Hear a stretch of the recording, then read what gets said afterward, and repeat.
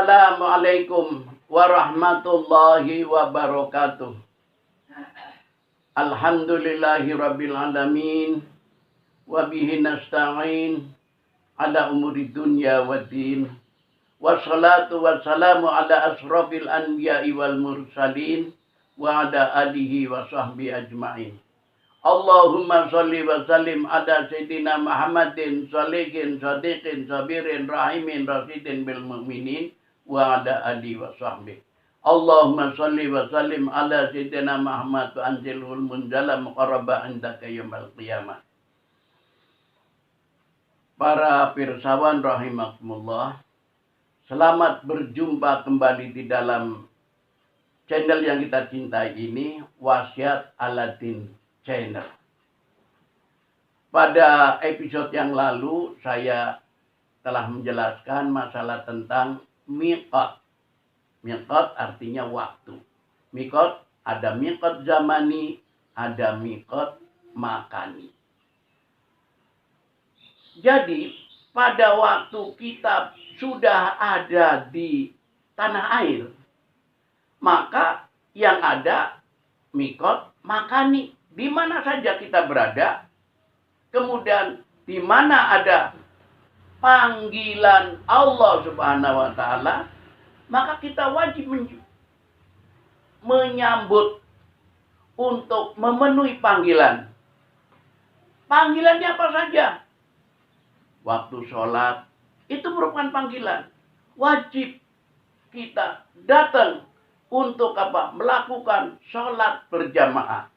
Karena yang namanya wajib sholat adalah sholat berjamaah.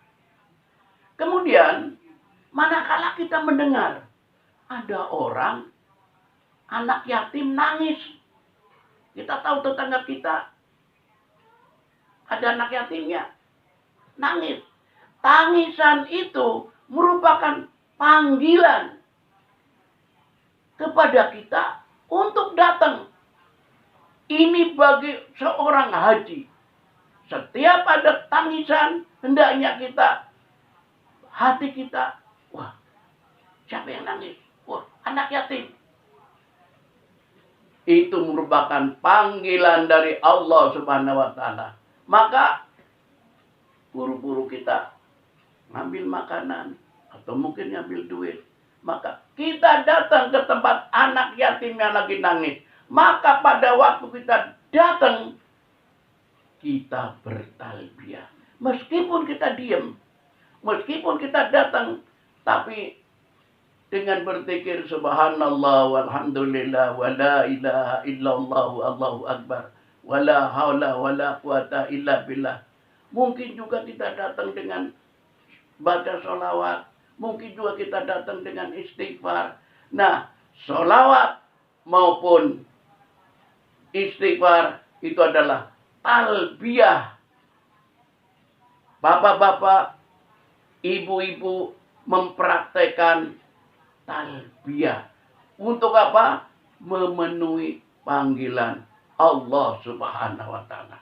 Karena yang membuat kita mendengar tangisan si anak yatim itu adalah Allah Subhanahu wa Ta'ala.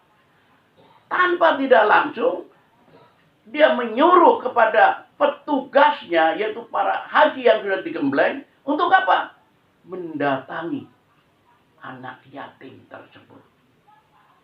Kemudian kita mendengar ada orang bertengkar. Tetangga kita ada bertengkar. Sebagai seorang haji, pertengkaran tersebut yang kita dengar, itu adalah panggilan dari Allah Subhanahu wa Ta'ala untuk datang. Untuk apa? Berusaha mendamaikan. Maka pada waktu dia datang, inilah praktek talbiyah. Praktek talbiyah pada waktu dia di Mekah Al-Mukarramah. Jadi apa saja? Ada orang mendapat kesulitan, lalu kita dengar. Maka bagi seorang haji, untuk mempraktekkan talbiyah di tanah suci, dia datang.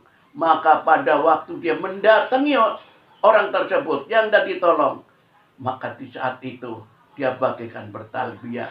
Labbaika Allahumma labbaik. Labbaika la syarika labbaik. Innal hamda wa ni'mata laka wal mulk la syarika lak.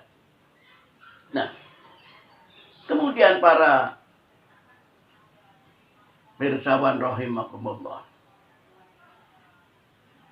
kita mengingat umur kita, kembali lagi pada nomor yang ada di tangan kita.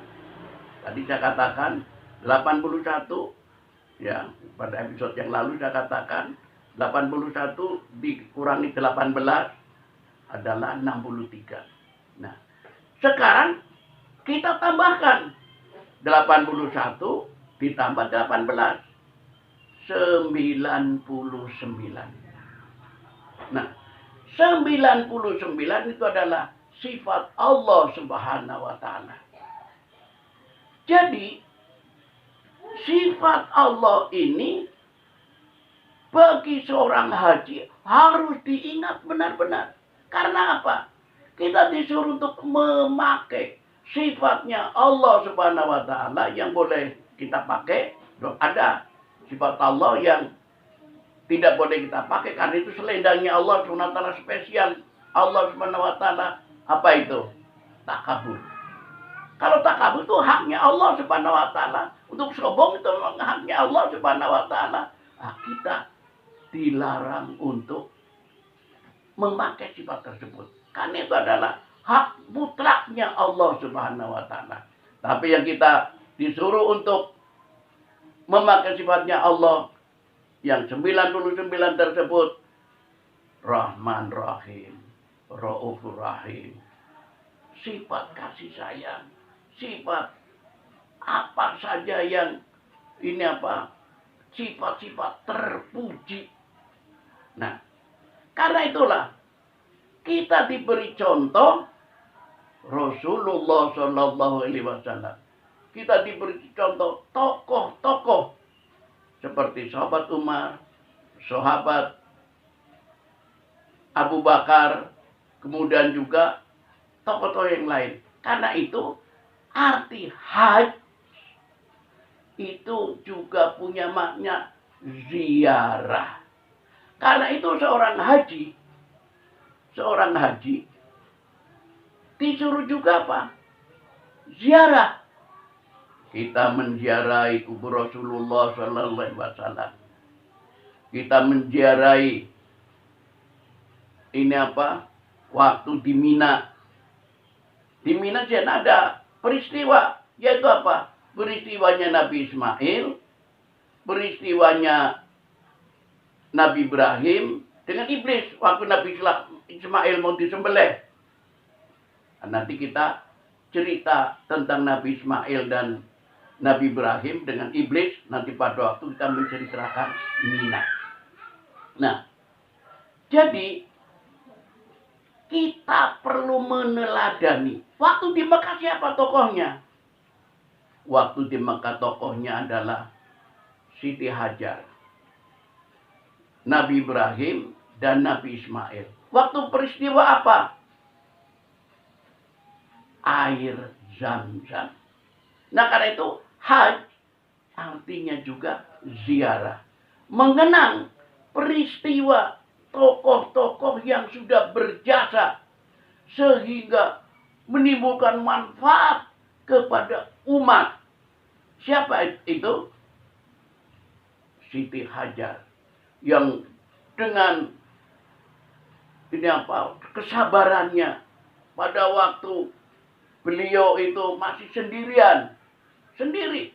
Belum ada manusia di sekitarnya. Masih sepi. Belum ada kabar di saat itu. Lalu apa? Air tetehnya kehabisan.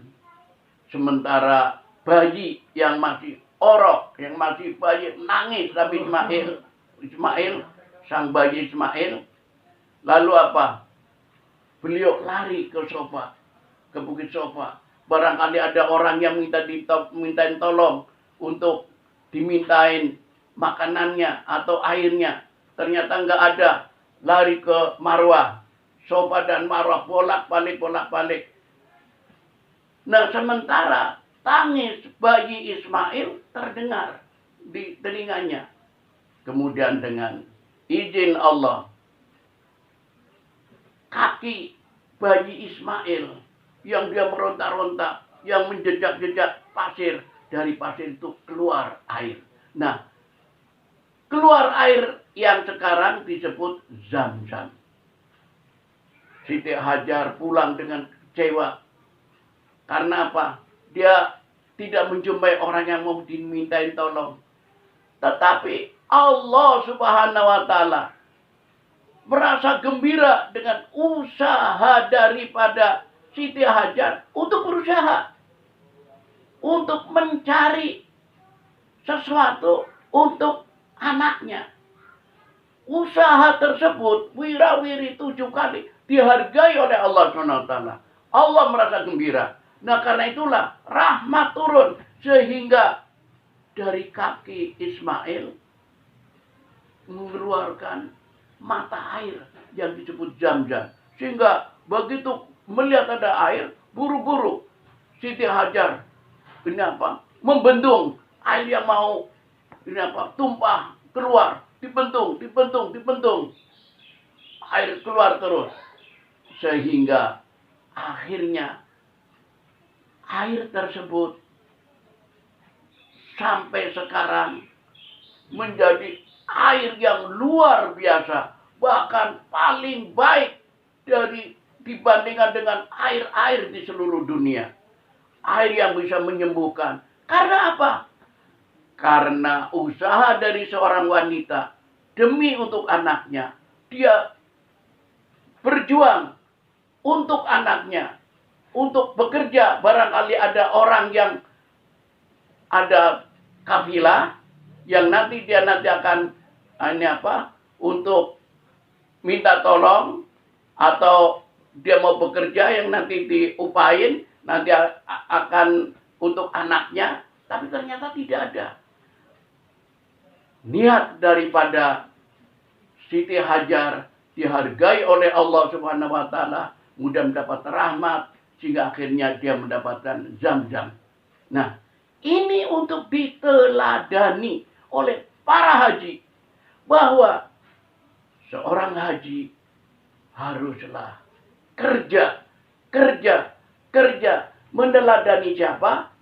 Siti Hajar pada waktu dia berusaha untuk anaknya yang menangis. Karena apa? Teteknya dia sendiri sudah kering. Mudah-mudahan apa yang saya sampaikan ini ada manfaatnya untuk kita. Artinya seorang haji janganlah menjadi pengangguran. Seorang haji mesti menjadi contoh di tengah masyarakat dengan ini tauladan dari manasik, sesuatu yang kita dapatkan dari manasik, maka kita akan menjadi percontohan di sekitar kampung kita karena kita meneladani tokoh yang ada di tanah suci, yaitu Siti Hajar. Akhirul kalam, wassalamualaikum warahmatullahi wabarakatuh.